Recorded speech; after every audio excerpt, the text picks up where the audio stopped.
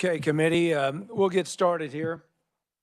Welcome to Senate Utilities. We have a hearing today on Senate Bill 478. I'm just kind of slow walking it here while the opponents of the bill have a chance to call. Okay, they're back in the room here. So what we're going to do is we will hear from our reviser, Nick Myers, give us a bill brief on 478. We've got 8 total conferees. And so I'm going to give each conferee 5 minutes. Hopefully we can, if you don't need the full 5, that'd be good. I want to give us a little bit of time for discussion at the end, to open up to the committee, and we'll go from there. So turn it over to Mr. Reviser for a bill brief. Nick? Thank you, Mr. Chair. Committee, Senate Bill 478 would establish certain requirements for the obstruction lighting systems that are installed on wind turbines and wind energy facilities. So subsection A, this bill is broken out into 2 parts. Subsection A of the bill would require each newly proposed wind energy conversion system that has not yet been constructed or has not yet commenced operations prior to July 1 of 2022 to be equipped with a light mitigating technology system that complies with FAA regulations. Each developer would be required to submit an application to the Board of County Commissioners proposing the type of light mitigating technology system that developer is proposing to install and maintain on their wind energy conversion facility.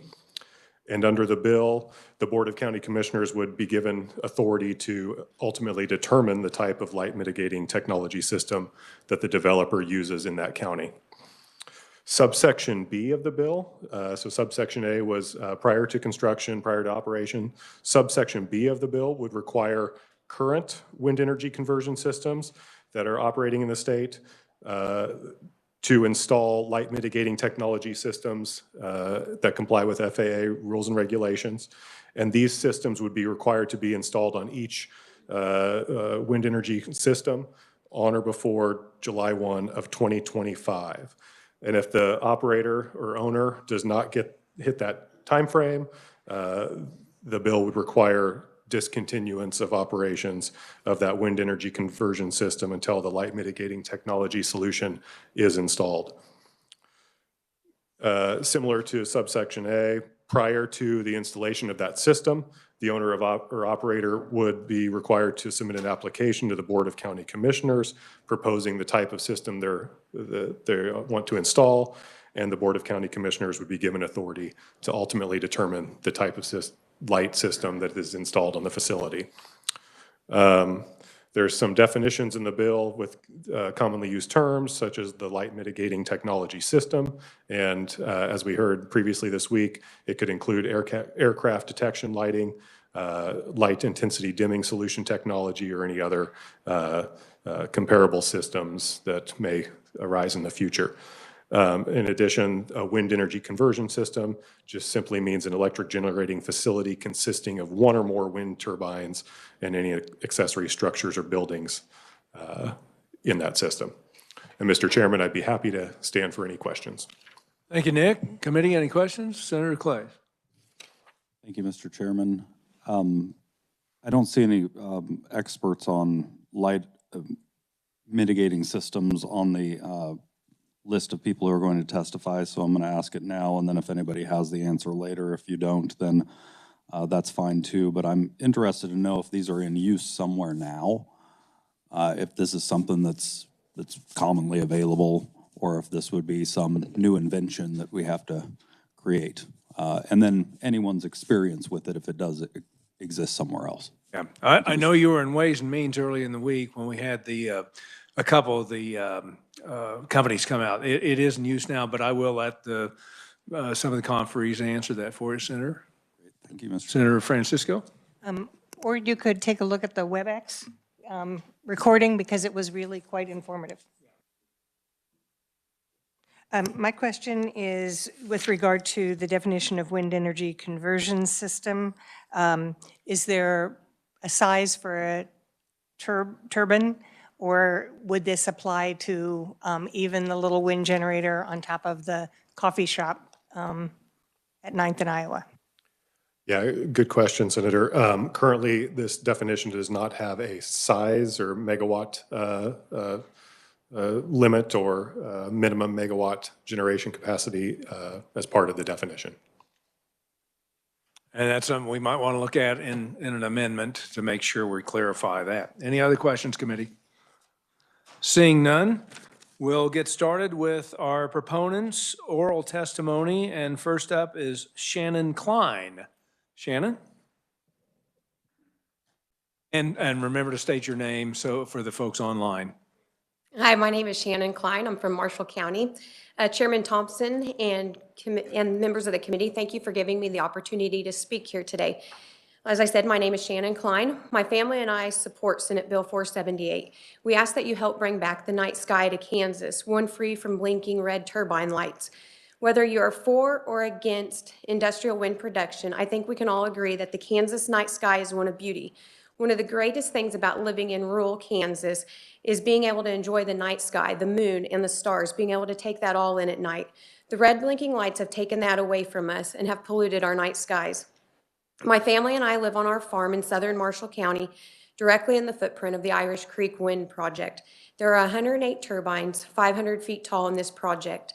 The closest one to my home is 4,000 feet, with numerous other turbines sited closer to my property lines, roughly at 1,100 feet to 3,000 feet away. Living in the footprint of the wind farm, the lights are aggressive and intrusive. I know several people who have driven down the interstate and have commented on how distracting and ugly the blinking lights are and how it takes away from their driving.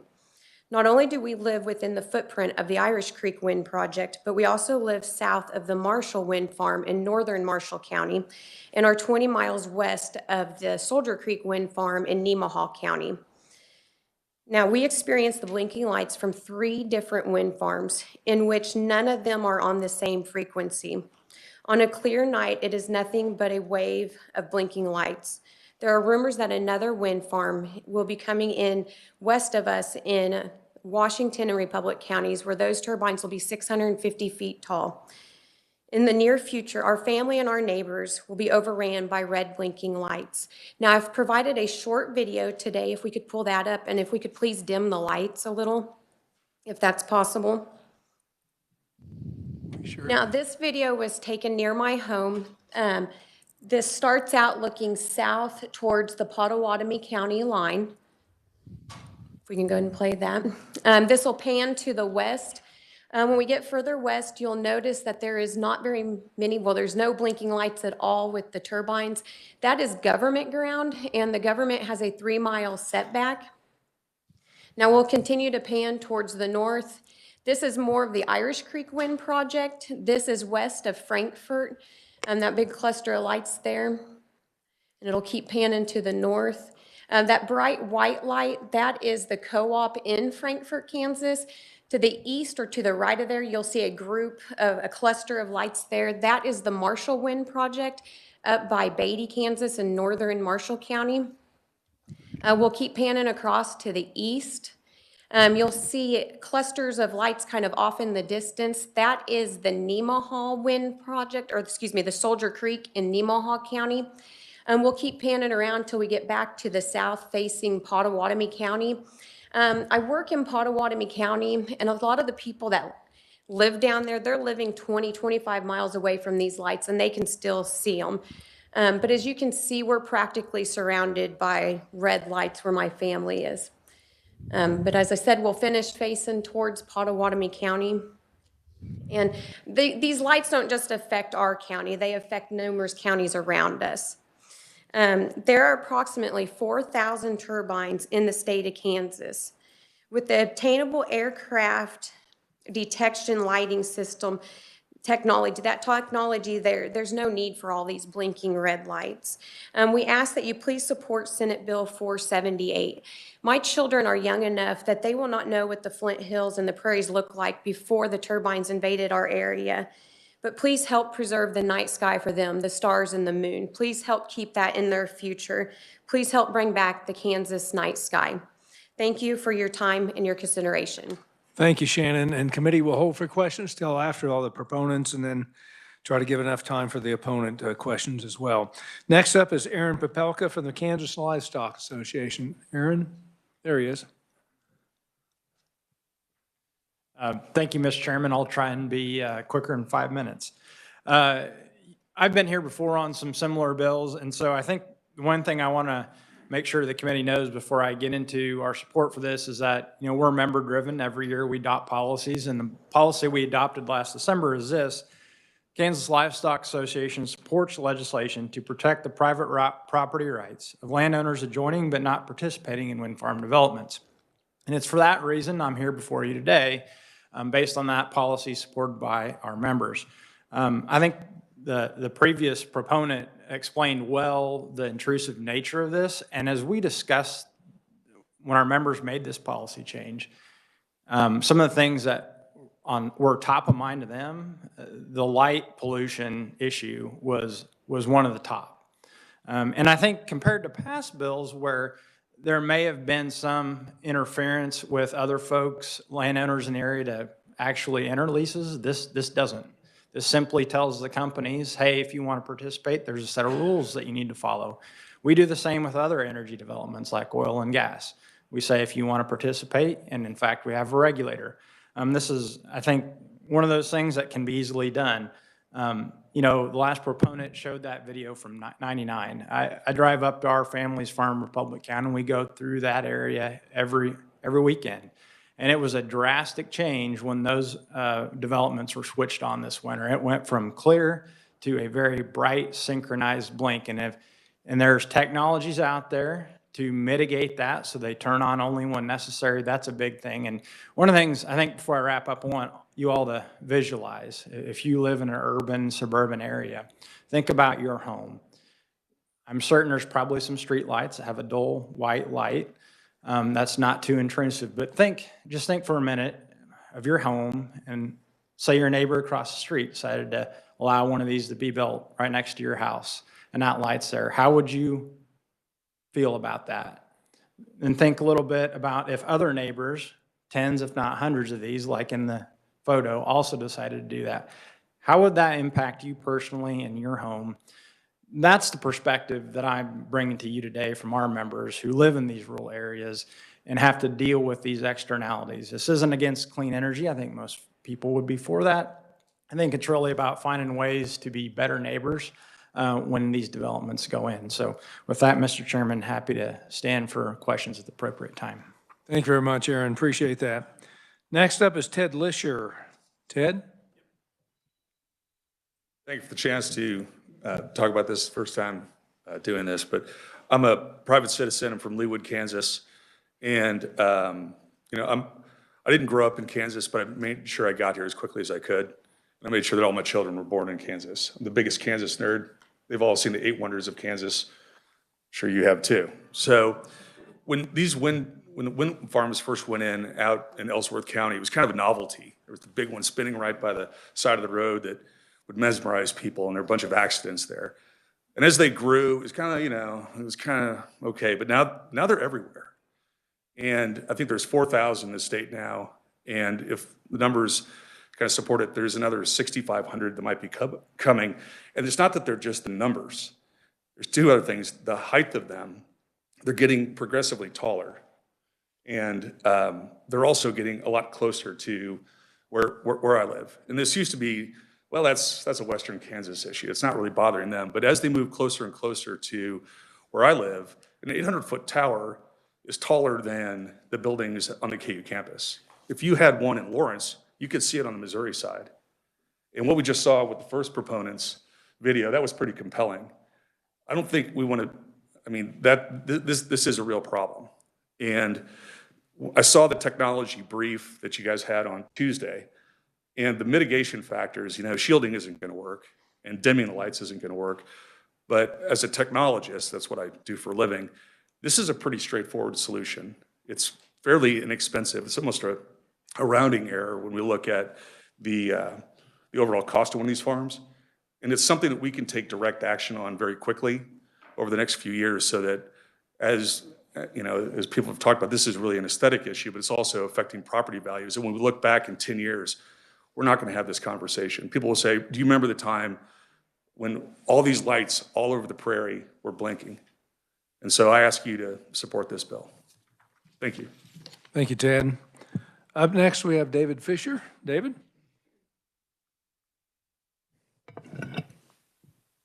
I need this microphone. I'll get it up a little. Thank you, Chairman Thompson, and thank you to the committee for allowing me to speak today. My name is David Fisher. I'm a proponent for Senate Bill 478. I'm a retired business owner from Centerville, Kansas. I'm proud to be from the best state in the country. Not only a native, but a lifelong resident. Several years ago, I was introduced to the wind industry when I went down to my favorite quail public hunting ground, and they're erecting 500-foot wind turbines. That since has been closed because of the project. I was taken back by these enormous structures and how they changed the landscape and the character of what once was beautiful countryside. When a German company came and announced plans to build a wind complex near our farm in Lynn County, I took a keen interest because I'd seen firsthand how they'd ruined the landscape in Coffee County. Since then, I've learned a lot about these so-called wind farms, which aren't farms at all. They're industrial developments, and that's what they should be called. Calling a wind development a farm is like calling a salvage yard a park. One of the most annoying visuals of wind developments are the lights, as we saw in the video. We have the ability to eliminate these lights 97% of the time, and we need to take action. So in Kansas, an average day is 12 hours at nightfall. So that means right now those lights are on 12 hours average a day. If we install these systems, the lights would only be on less than 20 minutes a day. That's how effective they are. My family knows firsthand how wind turbine lighting can be annoying and ruin the night sky. We're a full 17 miles from the Allen County Wind Project. Yet our view to the south has been ruined. We have no night sky, and it's only 59 wind turbines. Fortunately, this bill answers that. As a former commuter pilot and flight instructor, I understand the importance of obstruction lighting on 600-foot towers. But the lighting only needs to be on when there's an aircraft in the area. We have wind developments in the state of Kansas where aircraft don't come close. So the lights don't need to be on. The state of North Dakota has implemented legislation which has made aircraft detection lighting mandatory on new systems and old system. Yet our beautiful state, flashing lights are on an average of 12 hours a day. Commercial wind developers are pinching pennies by not installing a cost-effective system to reduce these lights by 97%. They are simply not being good neighbors. They object to the cost when the cost is effective. Here's an example. In Allen County, on their website, they advertised the total capital expenditure was $278 million. That makes an average turbine cost of $4.7 million. On the high end, an aircraft detection lighting system for that farm, or that development, excuse me, would be $1.5 million. That's 0.5%. That is cost effective. That's like if you build a $300,000 house and you were confronted with a $1,500 expense, you'd leave the house. You wouldn't do that. And we're not going to lose wind developments for 0.5% cost. Had that system been installed in Allen County, okay, we would have saved lights from up to 1,000 square miles. The reason they didn't put this system in is because the state didn't require it. We need Senate Bill 478 now. This will not limit wind development, but will protect our night skies. The people of Kansas are counting on you to work this bill and put it in place. Thank you. Thank you, David. Next up, Jonathan Sill.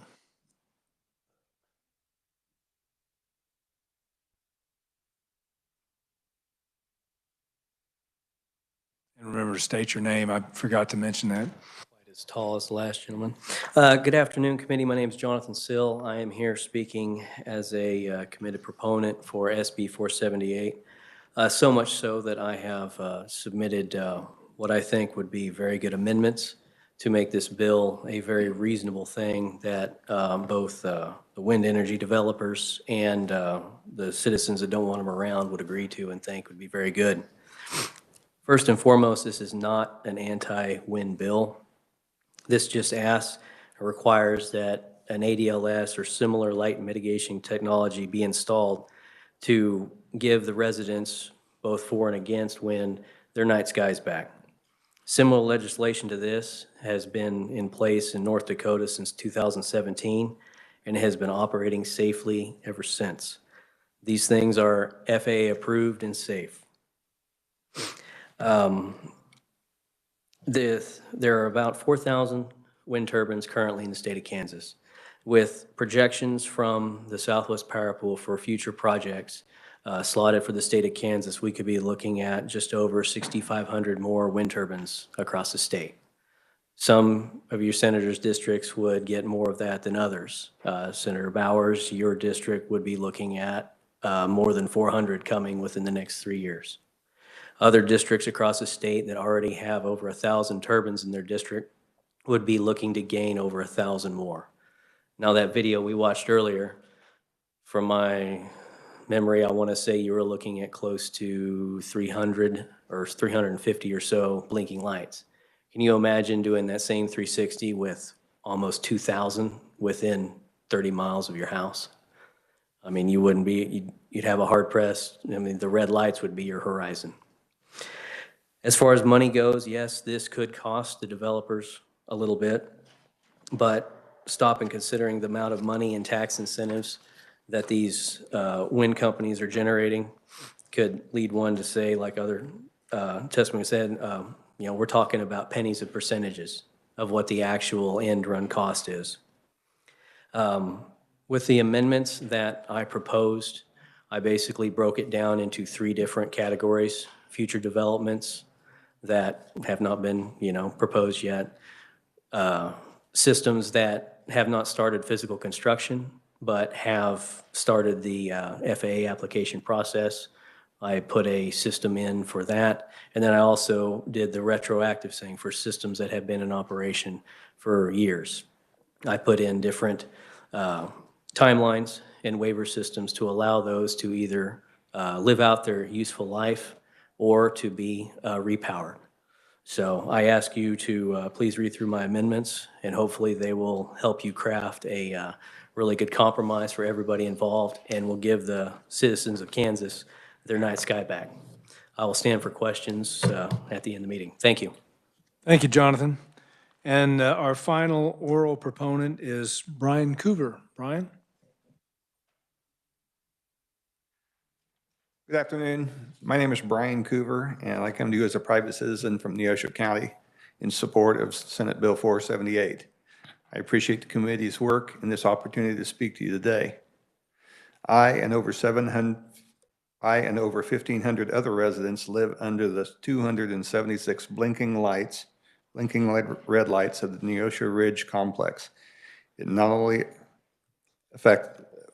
It is not only us affected, but many Kansans and neighboring communities as the lights are unshielded and high in the air. Travelers through this great state can now see how the many flashing red lights of wind facilities degrade the beauty of Kansas.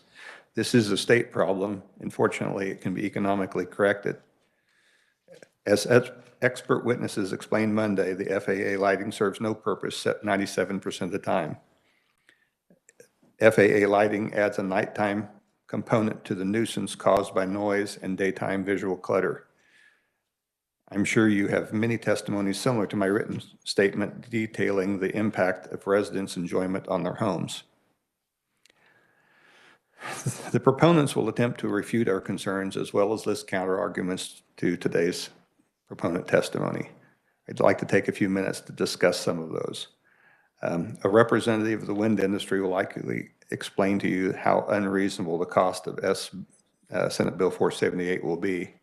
Monday's testimony make it clear that the yearly cost of compliance would be only in the neighborhood of $100,000 a year for a leased project, at least a solution. In many western Kansas locations, one system would serve more than one wind farm. This cost is nominal compared to the tax advantages given by the state and the federal government to the wind industry. When you were hearing Senate Bill 353, a gentleman named Dr. Christopher Olson appeared on behalf of the wind industry. He published a work in 2011 that's referenced in my written testimony concerning, that was a review of a large body of research investigating the broad range of wind farm complaints. He noted that he found that the visual clutter and annoyance aspects of wind turbines make the noise complaints even more annoying. I think you'd have to read that to understand what I'm after there. But anyway, if you can see them, you seem to be more annoyed by the double whammy, in effect. Mr. Anderson is here from the Pulcinelli law firm, and he will once again remind you that in his opinion, no regulation of any sort is necessary, as unhappy residents are always free to bring lawsuit. I'll remind you that his law firm has a whole division of attorneys that do nothing but that type of litigation. Citizens are at a severe disadvantage and find that route hopeless, or at least very expensive. Myself and a group of 36 other people from Neosho County found that out personally. I would like to stress that it is better to solve the problems during construction and add the technology to existing facilities. In your personal deliberation over Senate Bill 478, please consider the needs and comforts of Kansas citizens and ask hard questions. Thank you very much. Thank you, Brian. That concludes our proponent's oral testimony. Committee, we also have 14 proponents' written-only testimony on your agenda. And I'll open it up for questions before we move on to the opponents. Any questions? Senator Corson, then Senator Fagg. Thank you, Mr. Chair. I have really kind of two big buckets of questions. The first is the issue of the retroactivity. I mean, so I'm concerned we've got an agreement between two private parties. We've got the landowner and the developer. And so under this bill, we're having the government coming in and then mandating certain actions by one of the parties.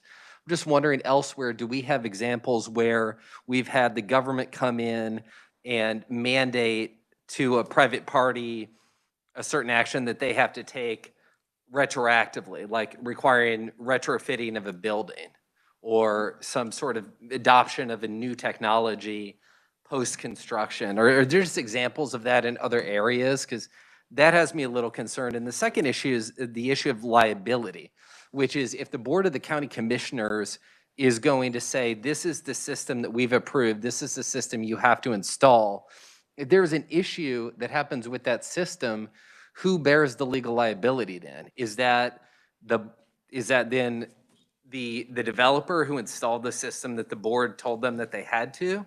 Or is that the Board of County Commissioners? Who is legally liable for that at that point when we've essentially told a private party, you have to install this, and then if there's an issue with it and there's legal action, who's sitting there holding the bag? So those are my two questions. Thank you, Mr. Chair. Any of the proponents wish to address that? I'll talk to one of those. The state pushes health and welfare regulations on us all the time.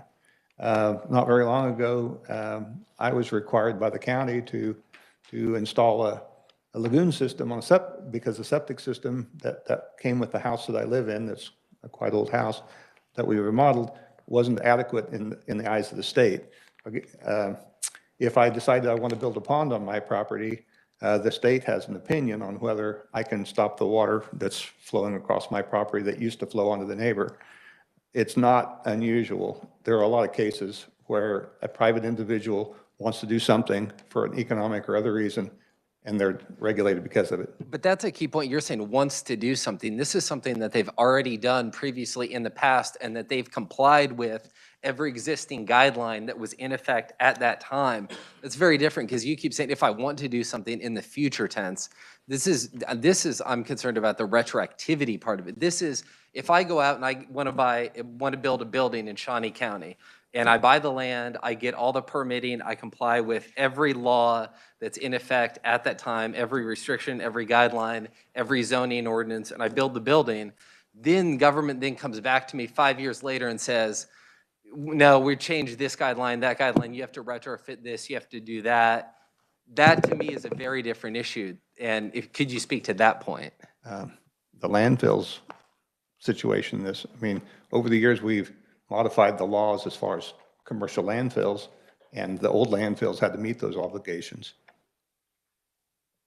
There are circumstances. I'm sure I could find you some more. The point is, you have a nuisance that is known, observable, and because it's been unregulated in the past doesn't necessarily mean that you should never regulate it, or you should grandfather those people who have that regulation. Nuisance is also a legal term. If you believe that there's a legal nuisance, then you could bring a case today in Kansas court because that's a term of art. Courts have decided what is and isn't a nuisance. So if you believe that something meets the legal definition of a nuisance, you have every recourse available to you under the law right now today without this bill. I would argue that that's not realistic.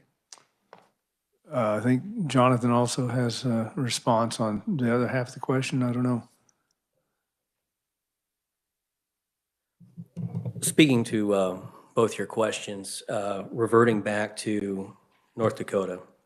North Dakota passed very similar legislation to this in 2017. I'm sure both of your questions were asked at that point, and they went ahead and worked those issues out, and that has been operating, since then. There are some facilities up there that have asked for waivers for extension before they become compliant, but existing wind farms that had been in operation for years have been retrofitted to this system, and then ones that were in the development process added that on, and then completely new builds have gone into operation since that was put in place. And then speaking to the liability portion of it,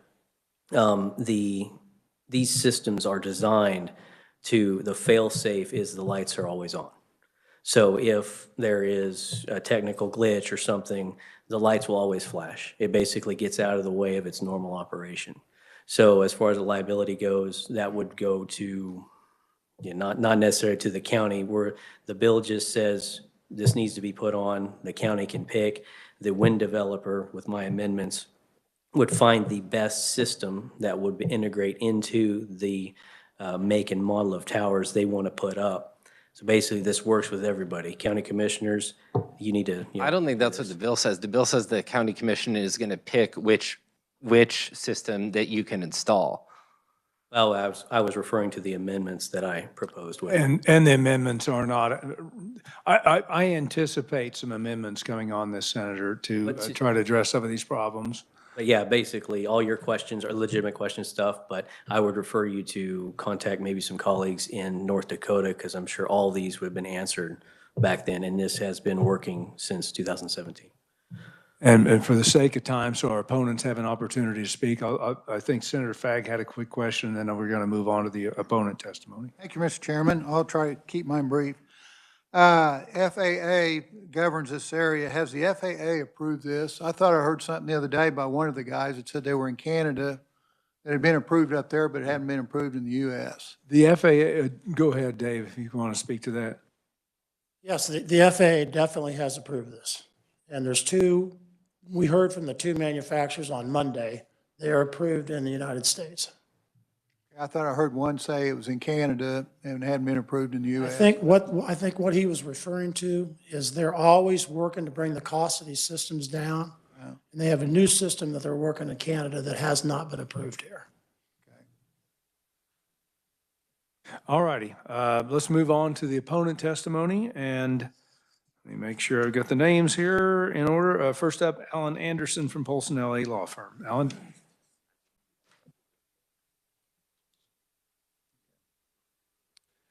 So Chairman Thompson, Vice Chair Peterson, Ranking Minority Member Francisco, and committee members, I'm Alan Kloss Anderson. I'm with Polson LA Law Firm, also adjunct professor of law at the University of Kansas School of Law, teaching renewable energy law.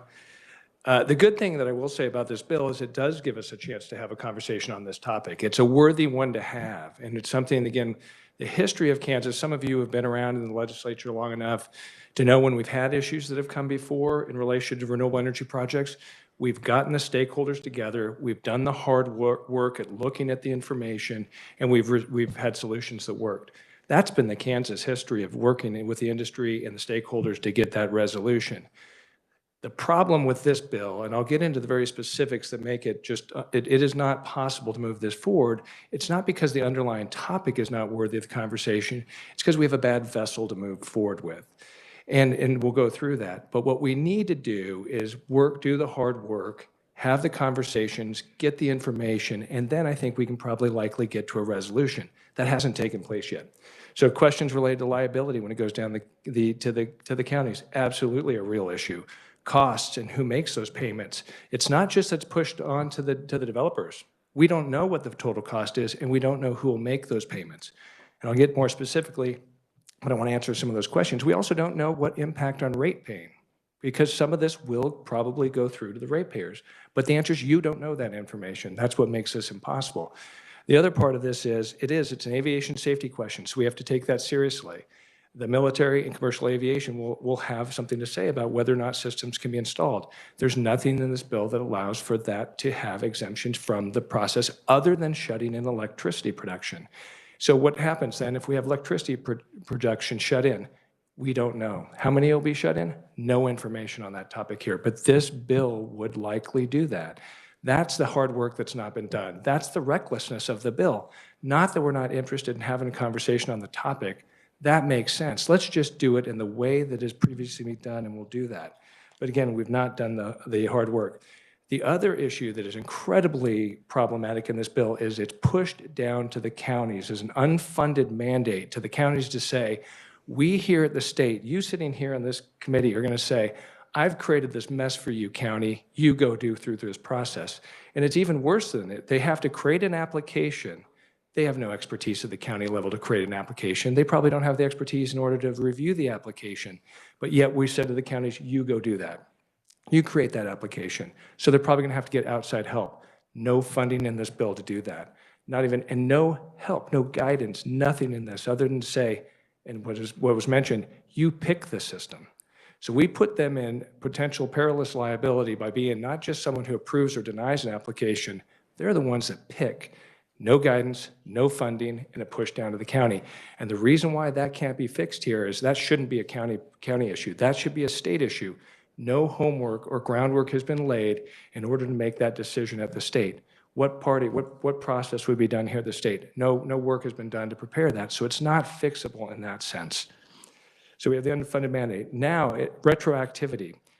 So now we're saying to all these past systems, and by the way, just as you might say to your kids, just because someone else did something doesn't mean you should do it also. So having a singular example of someone do something may be the right answer, but we should do the homework to see what implications that has. So when we're talking about retroactivity, is that a good idea? I would suggest to you some of the concerns should be looked at before putting those burdens on and understanding what happens to rate paying and electricity generation. But also we know the FAA probably won't approve all projects for this because military may say they can't. That happened in North Dakota. North Dakota did not have all those projects approved. However, they had a process to handle those exemptions at the state level. We have nothing in this bill that would allow that to be done. It would shut in current production and it would shut in likely, historic production. From a timing perspective on new projects, here's another flaw in this. It says you must have it in prior to construction. Many projects will be an advanced stage of development such that they've already completed the FAA lighting application. They are ready to mobilize construction, and all of a sudden we tell them, no, you have, before construction, you have to have this system. This system starts to go into the county. The county has created an application. The application has to be probably prepared and reviewed by a third party, and they have to go through all these things. So I wish I could have more time to get into the other flaws that make this. It is unpassable by this committee on further for that. And again, I'm happy to answer questions on the further details on this. Thanks. Next up, is it Josh or Josh Swati? Thank you, Mr. Chairman. I'll get my clock started so I don't go over. I'm Josh Swati here on behalf of the Kansas Power Alliance. Appreciate the opportunity to stand here and talk to you about this issue. As developers and of the 40 different members, 40 plus members of the Kansas Power Alliance, we're actually sympathetic on lighting issues, and we had considered coming in neutral on this particular piece of legislation, but there are, as Alan Anderson mentioned, some structural problems in the bill itself. But before I get into my actual comments, I do want to make sure that we fundamentally understand the most important aspect of this. We do not choose the lighting systems that go on the towers. I'm gonna pause for dramatic effect here, and then I'm gonna say it again.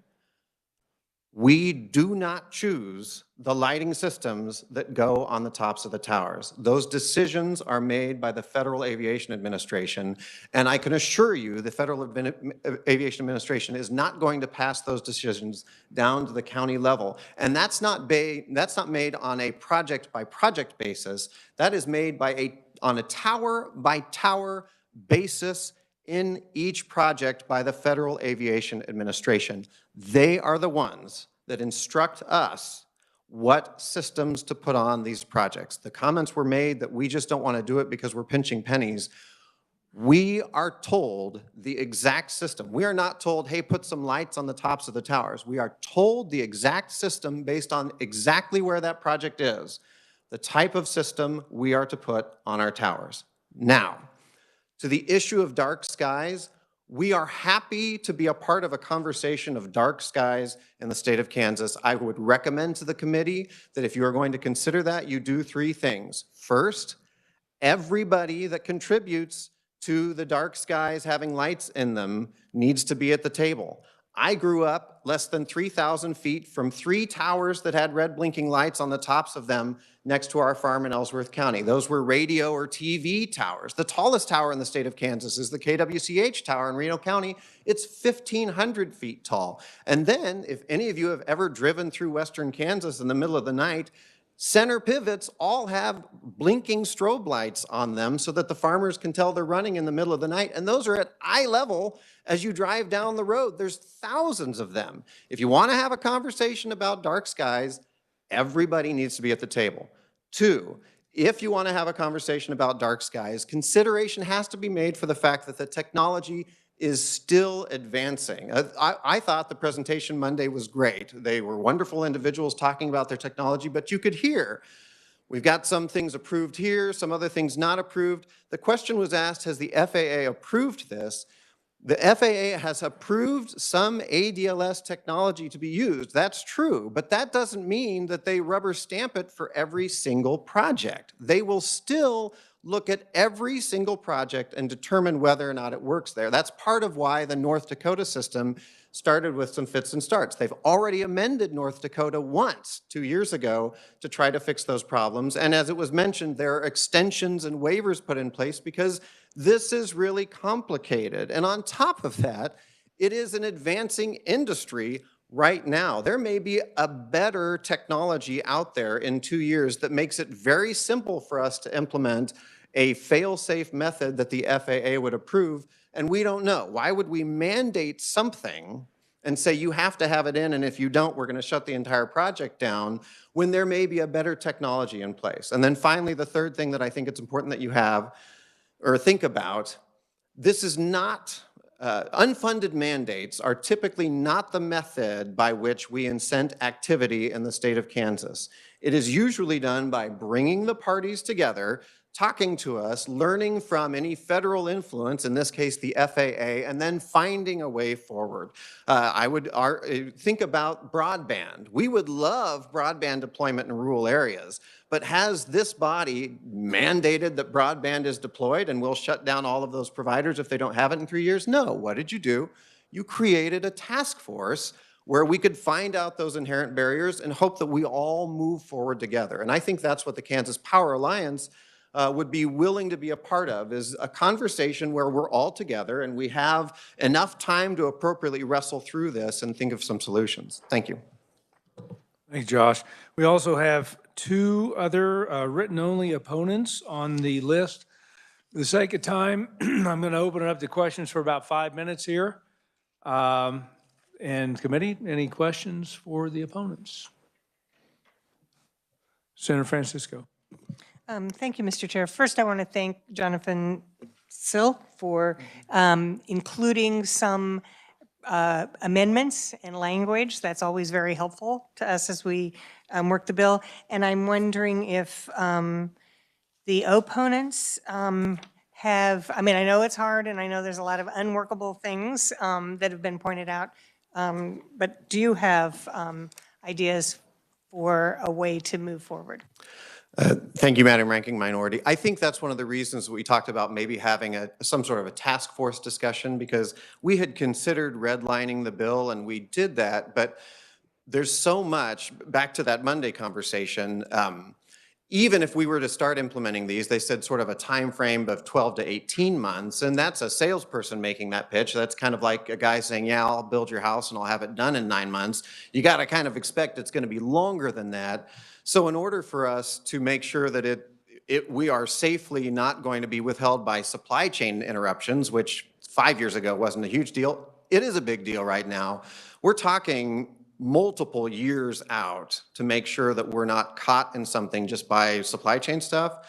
Why don't we have a task force discussion before then to make sure that we're not missing another potential technology that we could use that would work really well as well? I think that, just me speaking, that is a simpler method of getting at this than trying to redline the bill.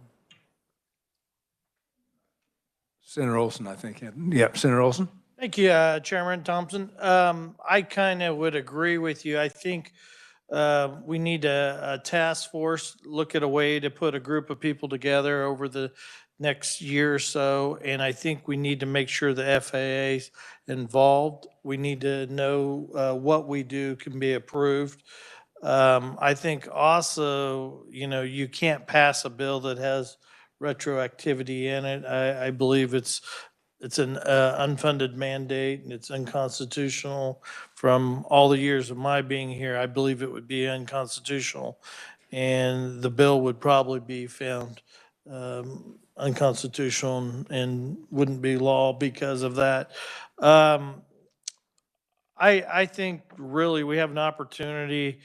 You know, we've got people here that are upset, but what we need to do is try to put a working group together, a way to put a task force.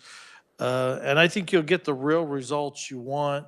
It's just going to take a little while, but we got to make sure that, you know, someone doesn't, you know, a plane doesn't hit one of these towers or something. And we got to make sure the technology fits into what the FAA wants. You know, this is a large country and there's going to be small planes flying all across here from that are not Kansas people too, that don't know these towers are here. Could be someone from Florida or wherever. And so we need to make sure it fits what they need, and that they can recognize these towers are here, because we don't want some small plane to hit one of them and cause a fatality or something like that.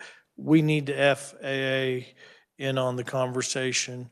We don't need to be writing this without them, in my opinion. Senator Peterson. Thank you, Mr. Chair. My question is on the time frame of when you apply for a permit for the lighting on a tower. How long does it take to get the FAA approval, final approval?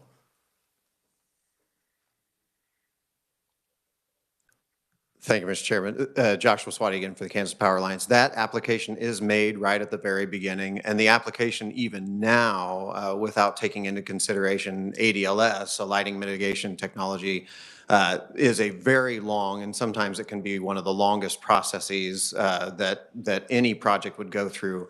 And that's true even in repowering situations. The FAA will still look at a tower-by-tower basis if there's any changes, even down to like 3 or 4 feet taller. Let's say longer blades were put on, 10 feet longer blades, that would require going back through the FAA process. So it's months for a system in which the FAA usually says we want the blinking lights all the time, and it's longer than when it's an ADLS technology, because to the FAA's credit, they are the ones that are determining that it's safe. And if you ask them, well, what's safer, a system that comes on and off at different times or a system that's going to run the entire time?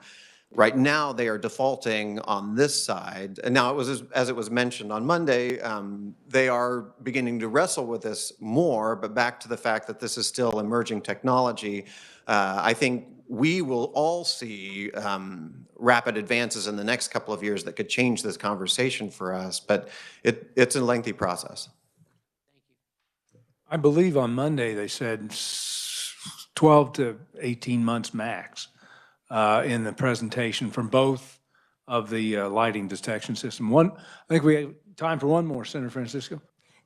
Thank you, Mr. Chair. And if we can't have this answer right now, I think one of the things I need to better understand is a timeline for development of a wind project, and understand when an application might be made to the Southwest Power Pool, transmission, applying to the FAA, because I'm very concerned about putting dates in a bill that don't have any relationship to that time frame for development and construction.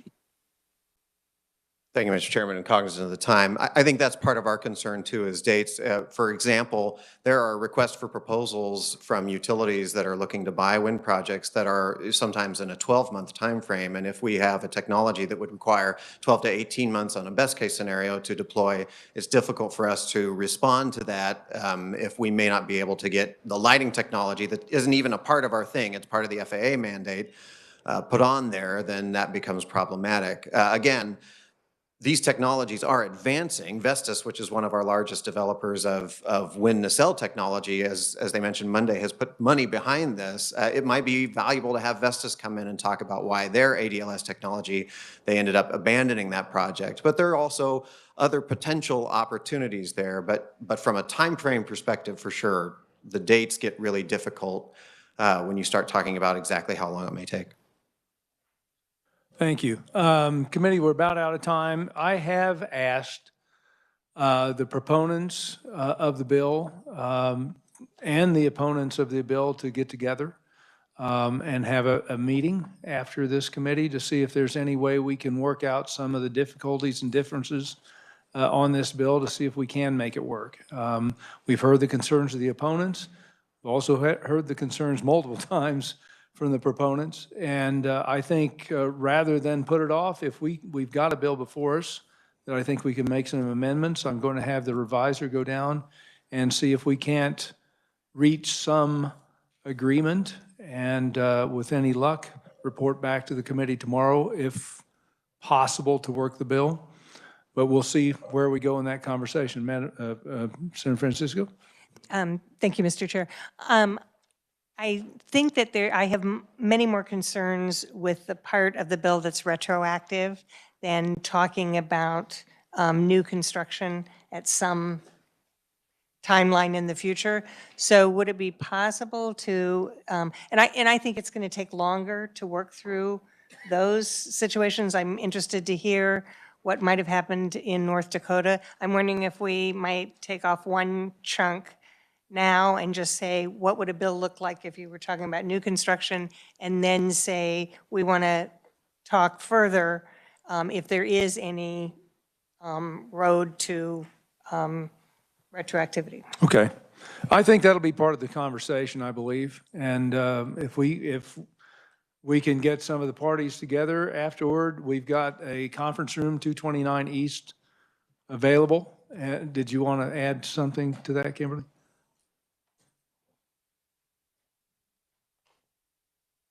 Good afternoon, Mr. Chairman and members of the committee. As we spoke before the committee, and as Josh mentioned, we did redline Senate Bill 478. And I did express to the chairman that right now we have sent that up to our federal team, and they're working with the FAA on what red lines might look like. And so because there is a lot of different moving parts in this bill, ranging from the retroactivity to prospective to who makes the decisions, we have no problems at all engaging in a conversation. But I would like to have the individuals that day in and day out deal with the FAA have the opportunity to provide input on what this might look like. So, and as I mentioned in an email and in a conversation before, I don't think I can have that today, but I feel like that's a worthy part of the conversation. So I'll just know that we're committed to doing it. I just don't know that I can do it right now, but soon, very, very soon. Okay. Well, the conference room is there, 229 East. I'm just trying to get the parties together to have that discussion, so I appreciate that very much. Our revisor is going to be available down there as well, and I appreciate everybody on this conversation. And with that, we are adjourned. Thank you, committee.